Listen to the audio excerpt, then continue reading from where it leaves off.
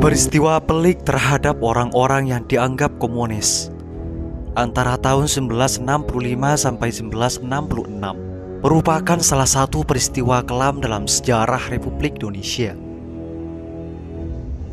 Dalam peristiwa itu, orang-orang yang dituduh sebagai bagian dari Partai Komunis Indonesia atau PKI dieksekusi dengan kejam. Alasannya, PKI dianggap sebagai dalang di balik pembunuhan para jenderal pada peristiwa Gerakan 30 September. Tercatat sekitar 450.000 sampai 500.000 orang dituduh dan dibunuh dalam peristiwa itu. Pembunuhan terjadi di hampir seluruh wilayah Indonesia, tidak terkecuali di Jawa Tengah. Bahkan beberapa tempat di sana sekarang dikenal sebagai kuburan massal para korban peristiwa itu. Di mana sajakah tempat itu? Dan bagaimana kondisinya sekarang?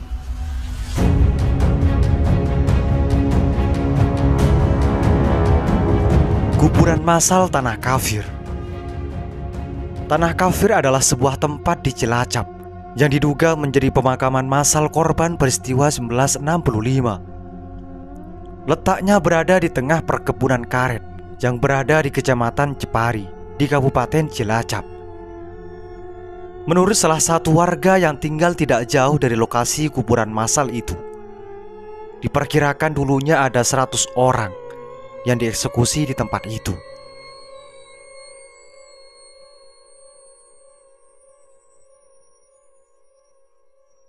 "16 titik kuburan massal di Grobogan.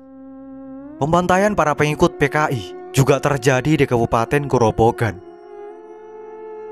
Dilansir dari berbagai sumber, di sana tercatat ada 16 titik yang menjadi tempat pembantaian antara lain Kali Genjing, Kali Glugu, Pesantren Kali Aren, Bui Jati Pohon Kem Tahrin, Jembatan Bandang, Waduk Simo, Pasar Kuwu, Waduk Langon, Sendang Tapak, Pangkrengan, Daplang, Tegowanu, Hutan Monggot, Gedung Jati, Hutan Sanggrahan, dan Mojo Legi.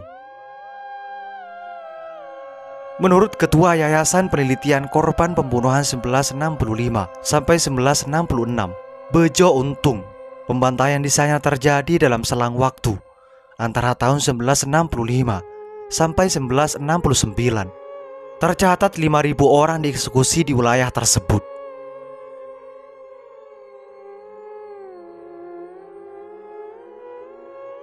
Makam Plumbon yang diakui PBB. Di hutan Plumbon, Semarang, sebuah makam batu diidentifikasi sebagai makam korban pembunuhan pada tahun 1965 oleh sekelompok aktivis bernama Perkumpulan Masyarakat Semarang untuk Hak Asasi Manusia atau dengan PMS HAM.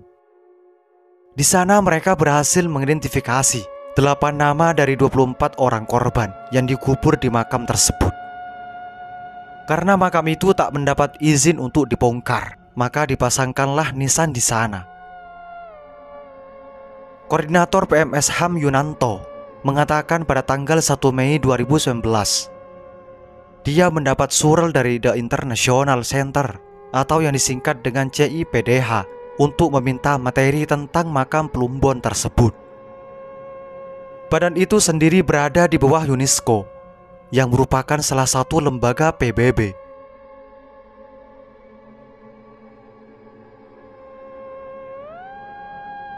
Kemudian kuburan massal di hutan Jeglok, tepatnya di Kabupaten Pati, ada sebuah hutan jati yang menjadi lokasi kuburan massal pada korban 1965. Lokasi itu bernama Hutan Jeglok. Tempat itu berada di sisi timur pinggiran kota Pati.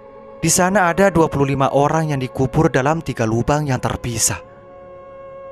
Menurut Radimin, salah satu warga di sana, sebetulnya ada 10 lubang yang digali, tapi 3 lainnya dibiarkan menggangga hingga sampai sekarang. Sedangkan 4 lubang lagi ditanami pohon pisang oleh warga.